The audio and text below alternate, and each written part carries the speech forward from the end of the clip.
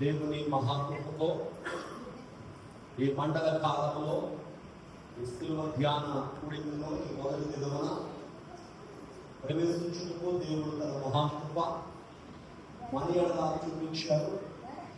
ఈ మొదటి దినం మందిరానికి ఏకీవించిన మీ అందరికీ ప్రభు పేరట వందనాలు తెలియజేస్తూ, అలాగే యూట్యూబ్లో లైవ్ ద్వారా చూస్తున్న వారికి కూడా ప్రత్యేకమైనటువంటి వందనాలు తెలియజేస్తూ, దేవుని చిత్తాన్ని బట్టి ప్రతిదినము కూడా వాక్యాన్ని అందించాలని ఆశపడుతుండగా దేవుని పరిచయం కొనసాగించాలని ప్రార్థించండి. ప్రార్థన చేస్తున్నాను. మహాపరిశుద్ధుడు అయిన మా తండ్రి, మహోన్నతుడైన దేవానికి స్తోత్రాలు, నిరంతర మహిమాత్మగా మీకు వందనాలు. తిరిగి మరలా మమ్మల్ని ఈ మండల కాలంలో ఈ శిలువ ధ్యాన కుడుగులోనికి మీరు నడిపించిన విధానం బట్టి వందనాలు. ఈ ప్రారంభ దినము ప్రభువాని సన్నిధిలో మిమ్మల్ని ధ్యానించి స్థుతించడానికి మమ్మల్ని అందరినీ స్థలానికి వచ్చారు. అందును బట్టి మీకు స్తుతులు స్తోత్రములు చెల్లిస్తున్నాను. తండ్రి, మీ ఘనమైన నామములకు వందనాలు, మీ పరిశుద్ధమైన పాదములకు స్తుతులు చెల్లిస్తున్నాను. ఈ ప్రారంభ దినం మొదలుకొని ఈ 40 దినాలు కూడా మీ సన్నిధిలో, మీ సహవాసములో మేము బలపడినట్లు మీ సన్నిధిలో మేమందరము ప్రభువా మీ పాదాల చేత నిలిచి దినదినము మీ చేయి పట్టు నడవడానికి, మీ స్వరూపంలోనికి మార్చబడడానికి మాకు నేను చక్కని సమయాన్ని మీరు వాదించారో కదా. జరుగుతున్న రోజులన్నీ చేతులు అప్పగిస్తుండగా ఈ ప్రారంభ దినం మొదలుకొని ముగింపు వరకు మీరే అధ్యక్షుడు కాబట్టి మీ సన్నిధిని ఇక్కడ వచ్చి మీ ఆత్మని ఇక్కడ వచ్చి మీకు మహిమకరంగా జరిగించుకుని మహిమ ఘనత కీర్తి ప్రభావం మహిమతో ఏస్తూ తీసుకున్నాము అడిగి వేడుకొచ్చున్నాము తండ్రి. ఆమేన్.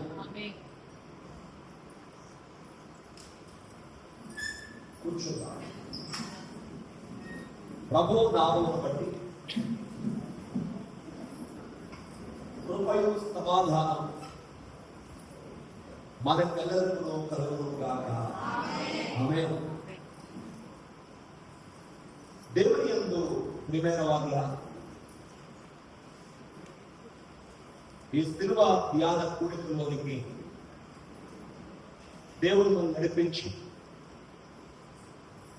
తన సన్నిధిని మనకు ఆయన దయచేసి ఆయన సహవాసములకి తెచ్చిన దేవుడికి సమస్త మహిమ ఘనత ప్రభావములు కలుగును గాక. ఆమేన్. ఈరోజు మనం చదువుకున్న పాఠ్యాంశంలో యేసుక్రీస్తు వారు యెరూషలేము వెళ్తున్నారు. ప్రభు యెరూషలేము వెళ్తున్న ఆ యొక్క పరిస్థితి మనం చూస్తే చాలా ఆశ్చర్యంగా, చాలా అద్భుతకరంగా ఉంటుంది. ఆయన శ్రమను ముందు పెట్టుకొని, శిలువను ముందు పెట్టుకొని ప్రభు యెరూషలేము వెళ్తున్నారు. ఎలా వెళ్తున్నారన్నమాట? సంబరముతో. ఎలా వెళ్తున్నారంటే సంతోషంతో. ఎలా వెళ్తున్నారంటే జయధ్వనుల మధ్య. సాధారణంగా ఎక్కడైనా శ్రమ ఉంది అంటే ఆ శ్రమను మనం ఏం చేస్తామంటే చూచి భయపడతాం. ఆ శ్రమను చూచి మనం వెలుగుకు పడిపోతాం. కానీ ప్రభువు శ్రమకు ముందే లేదు.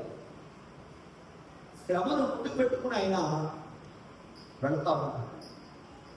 శ్రమను చూసి జడవలేదు కాబట్టి ప్రభు యెరూషలేము యాత్రను చూసి మనం నేర్చుకోవాలి. ప్రభు యెరూషలేము వెళ్ళినప్పుడు ఆయన కోరుకున్న వాటిలో ఒకటి గాల్గొతా. తన శిష్యులు పంపించి ఆయన ఎదురున్న గ్రామానికి వెళ్ళండి, అక్కడ గాల్గొతా కనబడుతుంది, దాని పిల్ల కనబడుతుంది, దాన్ని విప్పిన ఎందుకు మీరు తోలుకుని రండి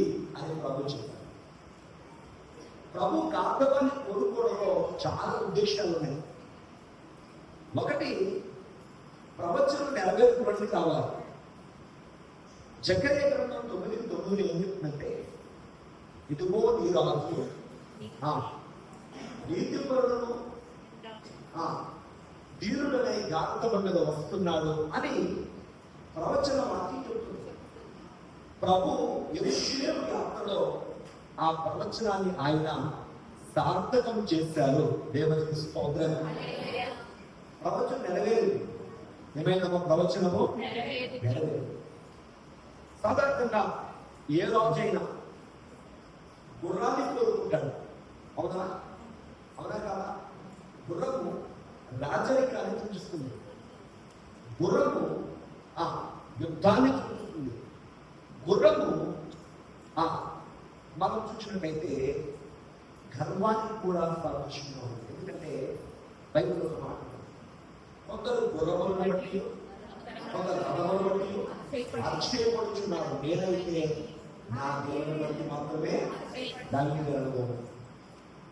గుర్రం అంటే అతిశయం, గుర్రం అంటే గర్వానికి గుర్తు, గుర్రం అంటే యుద్ధానికి గుర్తు, గుర్రం అంటే చెప్పండి దేని గుర్తు? గర్వమునకు గుర్తు. కానీ ప్రభువు కోరుకున్నది గుర్రం కాదు, ఇది దేని గుర్తు? సాత్వికానికి గుర్తు. దేని గుర్తు? సమాధానానికి గుర్తు. దేని గుర్తు? ధీరత్వానికి గుర్తు. మన ప్రభు రాజు, కానీ ఆయన సమాధానం రాజు. దేవునికి మహిమ కలుగును గాక. మన ప్రభు సాత్వికుడు, మన ప్రభు దీన మనస్సు గలవాడు. ఇవన్నీ చెప్పడానికి ఆయన గార్ధవాన్ని ఎదుర్కొన్నాడు. వింటమా? గార్ధవాన్ని ఎదుర్కొన్నాడు. దేవునికి మహిమ కలుగును గాక. అయితే గార్ధవము ప్రభు దగ్గర తేవడిన తర్వాత ఆ గార్ధవానికి ఒక పేరు వచ్చింది. ఏంట పేరు తెలుసా? ప్రభువుని మోసిన గార్ధవము. ఏంటమ్మా? ప్రభువుని మోసిన గార్ధవం. గమనించండి ప్రియమైన వాళ్ళ, ప్రభువుని మోస్తూ ఉంది గార్ధవం. ఎక్కడి నుంచి? బ్యాంత్రియా అనే ఆ ఊరు రెండు కలిసి ఉంటాయి అన్నమాట. ఆ ఊర నుంచి యెరూషలేమునకు ప్రభువుని మోసుకుని వెళ్ళింది. ఈ గార్ధవము క్రింద నుండి దాని ప్రయాణం మొదలైంది, ఎత్తైన స్థలము దాకా వచ్చింది. అమ్మా, ఉన్నతమైన స్థలము దాకా వచ్చింది. యెరూషలేము అనబడుచున్న దేవుని సన్నిధి దాకా వచ్చింది. ప్రారంభించబడిన ఆ ప్రయాణము మధ్యలో ఎక్కడ ఆగలేదు, సాగి పెడుతూనే ఉంది. దేవుని బిడ్డలుగా ప్రభువుని ఎదుర్కొన్న మనం, ప్రభువుని మోయించిన మనం కూడా మధ్యలో ఎక్కడ ఆగిపోకూడదు. కానీ మన ప్రయాణము చక్కగా దేవుని కృపలో, దేవుని సహవాసములో, దేవుని సన్నిధిలో ముందుకు మనం సాగి వెళుతూ ఉండాలి. ఈ గార్ధవాన్ని గురించి ఏం నేర్చుకోవాలంటే, యేసు ప్రభుని మోయించిన ఈ గార్ధవము యెరూషలేము వరకు ప్రభు ఏం చేస్తూ ఉందమ్మా? మోస్తూనే ఉంది, మోస్తూనే ఉంది. అపొస్తలుడైన పౌలు మంచి పోరాటము పోరాడుతుంది, నా పరుగును కడముట్టించింది చివరి వరకు. ఎంతవరకు అంట? చివరి వరకు. నా పరుగు నేను ఏం చేశాను? చివరి వరకు తీసుకెళ్ళాను. నా పరుగు మధ్యలో ఆగలేదు. చాలా మంది పరుగు, చాలా మంది యాత్ర, చాలా మంది విశ్వాస జీవితాలు, చాలా మంది ఆత్మీయ జీవితాలు మధ్యలోనే ఆగిపోతుంది. మనం ఆగిపోయే వారిగా ఉండకూడదు, కానీ దేవుని కృపలో ముందుకు సాగుతూ ఉండాలి. దేవుడు ఎఫెసు సంఘాన్ని ఏమని పెంచుకున్నాడో మనం చూద్దాం ఈ రోజు. ఈ గార్ధవం ఎలాగైతే ప్రభువుని మోస్తుందో, ప్రభు యొక్క భారాన్ని భరించి భారం అనుకోకుండా యెరూషలేము వరకు ఎలాగైతే గార్ధవము ప్రభుని మోస్తూ ఉందో, విశ్వాసమైన మనం కూడా ప్రభుని భరించిన వారు కావాలి. ఎవరమ్మా? ప్రభు భారాన్ని మనం ముయ్యాలి. ఒకప్పుడు భక్తులని మరియమ్మ ప్రభు పునరుద్ధరణ అయిన తర్వాత అంటదండి, ఆ ప్రభుని ఎక్కడి వచ్చారో చెప్పండి, మోసుకెళ్ళిపోతారు. ఎలా మోసుకెళ్తానండి? ఆయన ఇంకా మృతుడుగానే ఉన్నాడనుకున్నది. ఆయన మృతుడు కాదు, ఆయన సజీవుడు. నీవు నేను ఆయన మొయ్యాలి. ఆయన ప్రేమనని, ఆయన సంపూర్ణ విశ్వాసం కలిగి, ఆయన పరిశుభ్రతని, ఆయనతో యథార్థంగా, ఆయన సాక్షిగా నీవు ఆయన మొయ్యాలే తప్ప భౌతికంగా నీ భుజాల మీద మొయ్యాల్సిన పని లేదు. నీ హృదయంలో ఆయన భారం కలిగి ఆయన మొయ్యాలి. ఈ గాలిలో ప్రభుని మోస్తూ ఉంది. ఎక్కడ వరకు? క్రింద నుండి పైకి వెళ్ళాలి. భారం సాధారణంగా మనం ఏదైనా బరువెత్తుకుని ఎత్తైన స్థానానికి ఎక్కాలంటే భారమా కదా? భారమే. కానీ ఆ అర్థము భారం లేదు. యేసు ప్రభుని భరించడం భాగ్యం అనుకుంది. ఏమనుకుందండి? సహోదరి సహోదరుడా, యేసు ప్రభుని మొయ్యడం, ఆయన పని చేయడం, ఆయనకు నిలబడడం, ఆయన సాక్షిగా ఉండడం ఇది భారం కాదు, భాగ్యం. భారం అనుకుంటే మొయ్యలేదు, భాగ్యం అనుకుంటే సాగిపోవాలి, భాగ్యం అనుకుంటే ముందుకు వెళ్ళగలం. ఇది భాగ్యమే తప్ప భారం మాత్రం ఎవరు భారం అనుకోకండి. ఇదేం చెప్పండి? దేవుడు నేను కలిగి ఉన్నాను, ఇది భాగ్యం. ఆయన మోస్తున్నాను, ఇది భాగ్యం. ఆయన సాక్షిగా ఉన్నాను, ఇది భాగ్యం. ఆయన కొరకు జీవిస్తున్నాను, ఇది భాగ్యం. అమ్మా, ఈ భాగ్యాన్ని మనం కలిగి ఉన్నాం. ఆ గాంధవము ప్రభుని మోసిన గాంధవము ఇప్పుడు మనం ప్రకటనలో పడతాము. ఎఫెసీ సంఘానికి దేవుడు రాస్తున్నాడు. ప్రకటనలో 2వ అధ్యాయం 3వ వచనం, నీవు సహనము కలిగి నా నామము నిమిత్తము అందరూ చెప్పండి మాట, నీవు సహనము కలిగి. ఒక పని చేయాలంటే ఏం కావాలి చెప్పండి మీరు అందరూ? సహనం. ఈ 40 దినాలు ప్రభు సన్నిధిలో చక్కగా నాటబడి ఎదగాలి అంటే ఏం కావాలి? సహనం. సమయం 7:30 రెడీ అయ్యి రావాలంటే చెప్పండి సహనం. ప్రభు సన్నిధిలో చక్కగా కూర్చుని ఆయన వాక్యం వినాలి అంటే సహనం. ప్రభు కోసం ఏదైనా ఒకవేళ నీకు సమస్య భరించవలసి వస్తే ఆ సమస్య కోసం నీకు నిలబడితే సహనం. ప్రభుత్వాలు ఆ సంఘాన్ని పెంచుకుంటారు. మొదటి సంఘమైన ఎఫెసీయులు ఏమని? నీవు సహనము కలిగి. ఏమి కలిగి? సహనం. సంఘమా, మనందరికీ కావాలి సహనము అన్నమా? సహనము. సహవాసంలో ఉన్నవాళ్ళు కదా సహనం కాదు.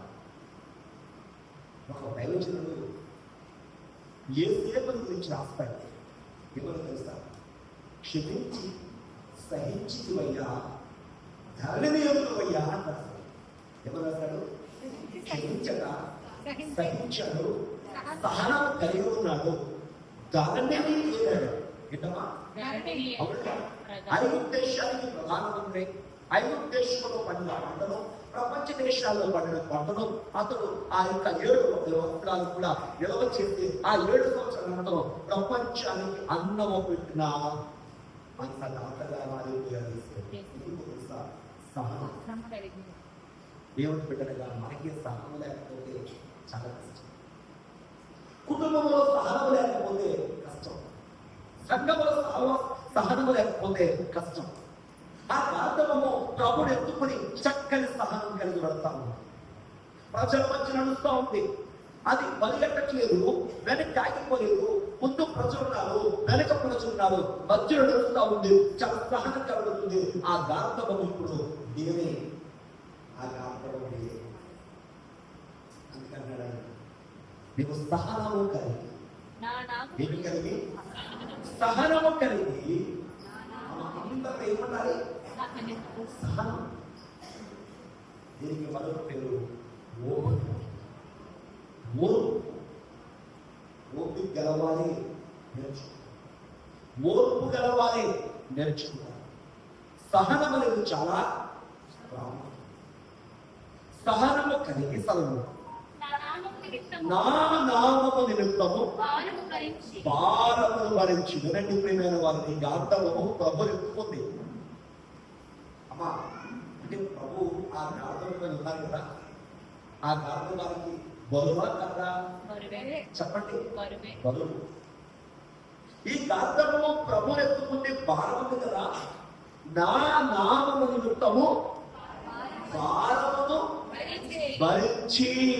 సంగమా, మనమందరం కూడా ప్రభు కొరకు ఏం భరించాలంట? భారాన్ని భరించాలి. మన భారమంతా ఆయన భరించాడు.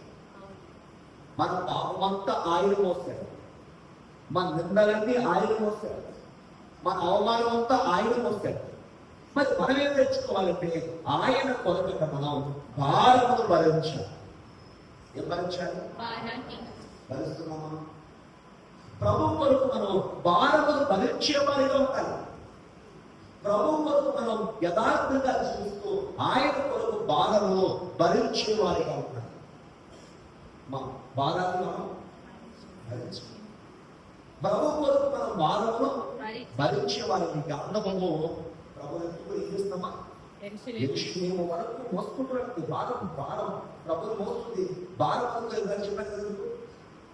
ఏమనుకుంటుంది కారణము? భారం లేదు. చెప్పండి. భాగ్యం భారం అనుకోలేదు కానీ ఏమనుకుందండి? మరి మనం కూడా ఏమనుకోవాలి? భారం అనుకోవాలి. ఏమనుకుందాం? భాగ్యం. దేవునికి స్తోత్రం. ఈ వాక్యాన్ని మనం పొందుకున్నాం. ఎందుకు స్తోత్రం చెప్పండి. కాబట్టి అక్కడ అంటాడు ఒక మాట, నువ్వు నా నామమును భరించి అనయలేదు. ఎంత అద్భుతమండి! నా నామాన్ని భరించావు కానీ నువ్వేమవలేదు, అలసిపోలేదు. సంఘం కూడా ఎలా ఉన్నారంట చెప్పండి. ఇప్పుడు చేస్తున్న మన ప్రభువును భారమును భరించిన వారు అయింది ఏమైపోకూడదు, మనం అలసిపోయిన వారిగా ఉండకూడదు. అందుకే బైబిల్ ఒక మాట ఉంది, ఆసక్తి విషయం లేదు, ఆత్మీయుడు తీవ్రత గలవారే ప్రభువుని సేవించండి. కాబట్టి నేను వాళ్ళ ఆయన భారమును మనం భరించిన వారంటే అలసిపోయిన వారిగా ఉండకూడదు. కానీ ఎలా ఉండాలి? అది వాక్యంగా భావించి ప్రభు కొరకు ఎప్పుడు కూడా నూతన ఉద్దేశము కలిగి, నూతన ఉద్యమము కలిగి, నూతనమైన జయ జీవితం కలిగి మన ముందుకు వెళ్ళవలసిన వారమై దేవునికి స్తోత్రం. యేసుక్రీస్తు వారి యెరూషలేము యాత్రలో ఒక కార్యక్రమమే కాదు, ప్రభు ముందు శ్రమ కనబడుతున్న జయమని పిలుచుకున్నారు ఆయన. మన దగ్గర దౌలస్థాయి రాస్తారు, జయము రాకపోవడమే జయములకు జనులకు స్తుతించు జనులకు స్మరించు జనులకు ప్రకటించు జనులకు.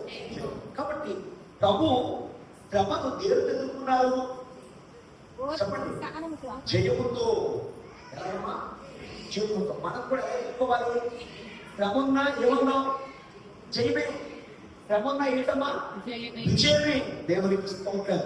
కాబట్టి ఆ ప్రార్థన ఎలా ప్రభుని మోస్తుందో సంగమా విశ్వాసులారా మనం కూడా ప్రభుని మోయించు, ప్రభు కొరకు నిలబడి అమ్మా మన మన యొక్క బోనేటి చెప్పండి. మన బోనేటి ఆ యొక్క గాలి ఎక్కడికి వెళ్ళి తెలుసు, మన ఊరు ఎక్కడ తెలుసు. దేవునికి స్తోత్రం. అక్కడ వరకు ప్రభుని మోయించు, ప్రభు కొరకు నిలబడి చక్కగా ఆయన కృపలో ధన్యత, ఆయన రాక సిద్ధపడు ధన్యత ఈ వాక్యం ద్వారా ప్రభుగా ఇచ్చిన మహాపరిశుద్ధుడా మీకు వందనాలు. గౌరవ పాత్రుడు వగు దేవానికి స్తోత్రాలు. మా పరలోకపు తండ్రి వందనాలు.